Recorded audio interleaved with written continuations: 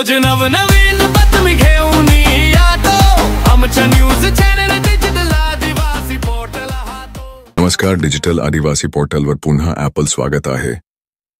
पाहूया आजच्या बातम्या। नंदुरबार जिल्ह्यातील 4 नगरपालिकांच्या निवडणुकीतून माघारीच्या अखेरच्या दिवसापर्यंत एकूण इच्छुकांनी अर्ज मागे घेतले आहे। नंदुरबारात नगराध्यक्षपदातून 2 तर सदस्यपदातून 16, शहाद्यात अध्यक्षपदातून 5, सदस्यपदातून 34, नवापुरात अध्यक्षपदातून 5 तर सदस्यपदातून 11 आणि तळोद्यात नगराध्यक्षपदातून 4 व सदस्यपदातून 11 जणांनी अर्ज मागे घेतले आहे।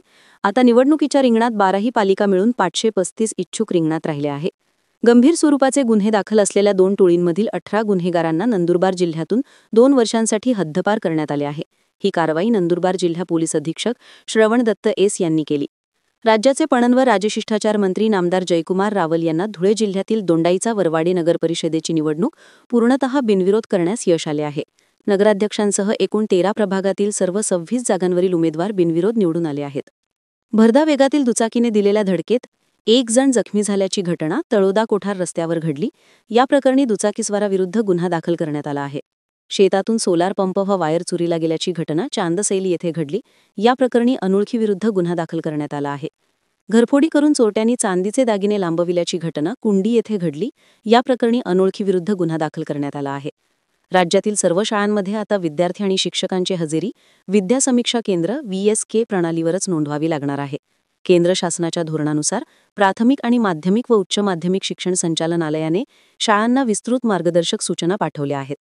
डिजिटल पद्धतीने उपस्थिती नोंदवण्याचा हा निर्णय यंदापासूनच लागू केला आहे। सोशल मीडियावर युवतीचा अश्लील व्हिडिओ प्रसारित करणाऱ्या 2 संशयितांना ताब्यात घेण्यात आले आहे। त्यात एक विधिसंघर्ष बालक असल्याने त्यास बालन्याय मंडळापुढे हजर करण्यात आले। ही कारवाई शहादा पोलीस व सारंगखेडा पोलीस यांच्या पथकाने केली। नंदुरबार तालुक्यातील शनी मंडळ येथे आशियाई विकास बँक निधीतून हाती घेतलेल्या गुजरात राज्य सीमा ते रणाळे शनी मंडळ छडवेल रस्त्याच्या सुधारणा प्रकल्पानिमित्त नंदुरबार सार्वजनिक बांधकाम विभागातर्फे चर्चासत्र, आरोग्य व रक्तदान शिबिर घेण्यात आले। राज्यातील मुख्यमंत्री लाडकी बहीण योजनेच्या EKYC प्रक्रियेमुळे गेल्या काही दिवसांत अनेक महिलांना मोठ्या अडचणींना सामोरे जावे लागत होते।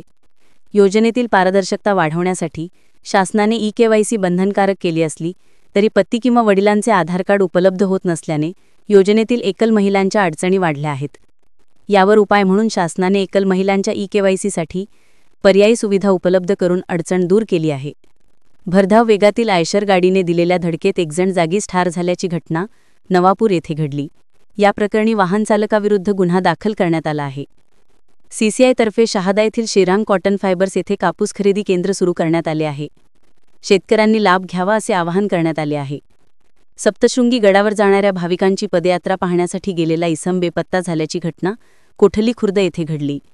पोलिसांत हरवण्याची नोंद करण्यात आली आहे।